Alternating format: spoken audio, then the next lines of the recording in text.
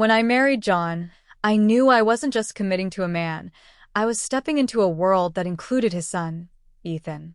John was a charming man, the kind who could light up a room with his wit and laughter. But he wasn't perfect, and his relationship with Ethan was far from ideal. Ethan was 10 years old when I first met him, a quiet boy with deep, searching eyes that seemed to hold 1,000 unspoken words.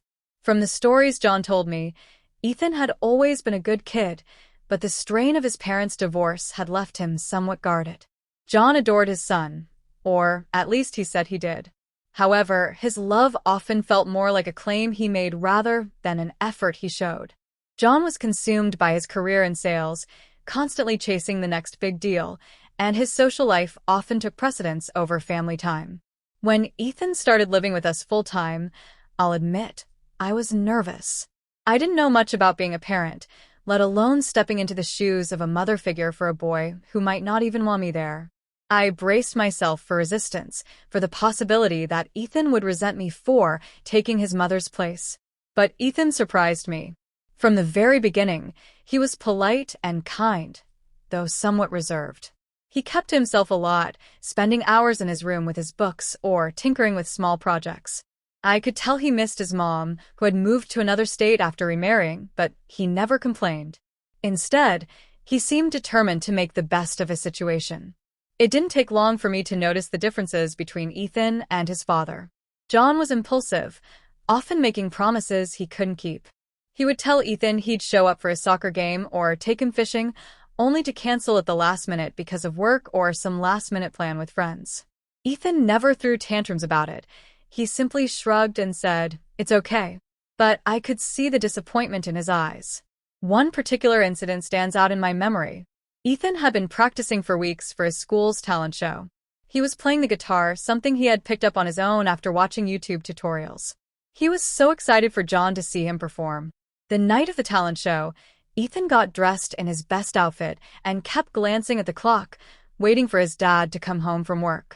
But John didn't show up. I ended up taking Ethan to the show, and he played beautifully.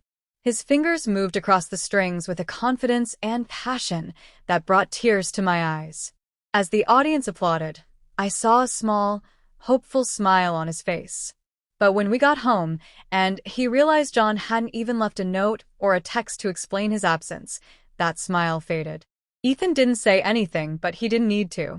Over time, Ethan's resilience became more apparent. He stopped relying on John to keep his promises and started taking matters into his own hands. When John promised to fix the broken fence in the backyard and never got around to it, Ethan borrowed tools from the neighbor and fixed it himself. When John forgot to pick him up from soccer practice, Ethan found a way to get home on his own. What struck me most was how Ethan managed to do all this without harboring bitterness. He didn't lash out or rebel. Instead, he focused on bettering himself. He threw himself into his studies, excelling in every subject. He joined clubs at school, made new friends, and became someone his teachers and peers admired. Meanwhile, John continued to struggle. His job was demanding, and his social life was chaotic. He loved Ethan in his own way, but he didn't know how to show it. I often tried to talk to him about spending more time with his son, about being present for the little moments that mattered so much. But John would brush me off, saying, "Ethan's fine. He's a good kid. He knows I love him." Ethan, however, never let his father's shortcomings define him. By the time he was in high school, he had grown into a responsible, thoughtful young man. He maintained a part-time job, saved up for his own car, and still managed to get straight A's. Watching him thrive despite everything made me incredibly proud. There was one night when Ethan truly amazed me. It was during a family dinner, one of the few times John managed to be home on time. John was recounting a story about a deal he had closed at work, clearly proud of himself. He turned to Ethan and said, "You know, one day, you'll understand what it takes to be a man, to juggle all these responsibilities." Ethan didn't respond right away. He simply smiled and said, "I think I'm starting to figure it out." His words were simple, but the maturity behind them was striking.